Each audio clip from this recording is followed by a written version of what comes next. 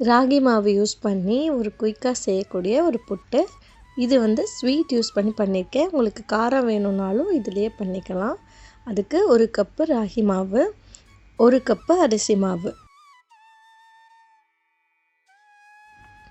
ஸ்வீட்டாக பண்ண போகிறீங்கன்னா லைட்டாக ஒரு பிஞ்ச் மட்டும் உப்பு சேர்த்துக்கோங்க. இதே காரமாக பண்ணணுன்னா அதுக்கு எவ்வளோ உப்பு வேணுமோ அந்த அளவுக்கு சேர்த்துக்கோங்க. ஃபஸ்ட்டு உப்பு எல்லாத்தோடு சேர்த்து நல்லா மிக்ஸ் பண்ணிவிட்டு, இதுக்கு நீங்கள் சுடு தண்ணி யூஸ் பண்ணணும்னு அவசியம் இல்லை. நான் சாதாரண தண்ணி தெளித்து கொஞ்சம் நல்லா ட்ரையாக இருக்கணும். அதே நேரத்தில் எல்லா மாவோடையும் நல்லா தண்ணி கலந்துருக்கணும். அந்த மாதிரி பிசைஞ்சிக்கோங்க. நீங்கள் மாவு பிசைகிறப்ப அங்கங்கே கட்டி வந்துச்சுன்னா எல்லா கட்டியையும் உடைச்சி விட்டு நல்லா ஃபைனாக வச்சுக்கிட்டிங்கன்னா தான் சாப்பிட்றதுக்கு உங்களுக்கு நல்லாயிருக்கும். இப்போ மாவு இந்த அளவுக்கு ரெடி ஆகிடுச்சு.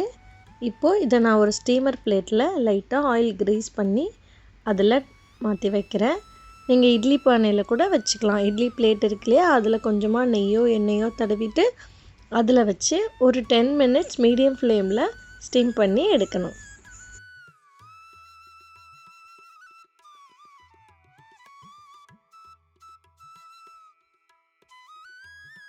இப்போ இட்லி பாட்டில் நல்லா தண்ணி கொதித்ததுக்கு அப்புறமா உள்ள வைங்க. இதை மூடி போட்டு 10 மினிட்ஸ் மீடியம் ஃப்ளேமில் வச்சு எடுத்துருங்க.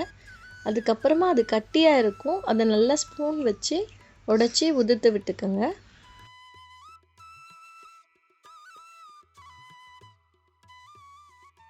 இப்போ இதுக்கு தாளிக்கிறதுக்கு ஒரு ஸ்பூன் நெய் இல்லைன்னா தேங்காய் எண்ணெய் கூட இதுக்கு நல்லாயிருக்கும்.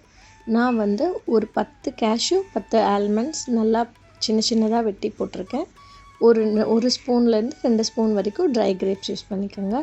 இது நம்ம ஸ்வீட் பொங்கலுக்கெல்லாம் தாளிப்போம் இல்லையா, அந்த மாதிரி தாளிக்கிறோம். நீங்கள் வேணும்னா ஏலக்காய் பவுடரோ இல்லை ஏலக்காய் இடித்து போட்டோ நீங்கள் சேர்த்துக்கலாம். இப்போது நட்ஸ் எல்லாம் நல்லா ப்ரௌன் ஆனதுக்கப்புறம் இதை அந்த புட்டோட சேர்த்துக்குங்க.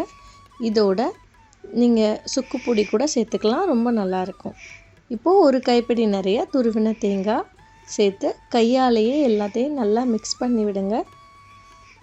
இதுக்கு நான் ஸ்வீட்டுக்கு நாட்டு சர்க்கரை யூஸ் பண்ணுறேன். ஒரு கை நாட்டு சர்க்கரை யூஸ் பண்ணுறேன். உங்களுக்கு எந்த அளவுக்கு ஸ்வீட் வேணுமோ அந்த அளவுக்கு சேர்த்துக்கோங்க. இதுக்கு ஒயிட் சுகரை விட நாட்டு சர்க்கரை டேஸ்ட் ரொம்ப நல்லாயிருக்கும். நீங்கள் கருப்பட்டி கூட ட்ரை பண்ணி பார்க்கலாம்.